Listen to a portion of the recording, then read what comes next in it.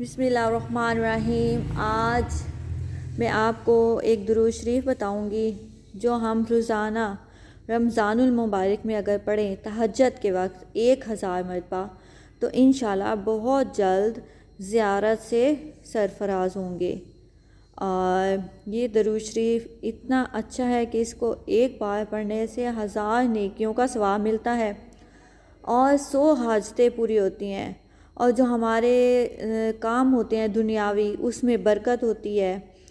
اور اگر اسے ہر نماز کے بعد 11 مرتبہ پڑھتے ہیں تو ہماری جو بھی مشکلات ہوتی ہیں وہ ہماری حل ہو جاتی ہے۔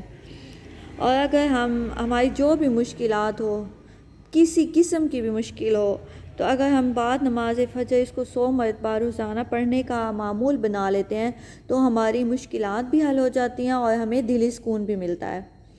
اگر کسی پہ قرض ہے، بہت زیادہ قرض ہے، تو وہ اس درود شریف کو ہر نماز عشاء کے بعد 313 مرتبہ پڑھے تو اس کا جتنا بڑا قرض ہوگا وہ قرض ختم ہو جائے گا۔ یہ قرض کے لیے بہت مجرب درود پاک ہے، اور اس درود پاک کا پڑھنا بہت ہی مفید ہے۔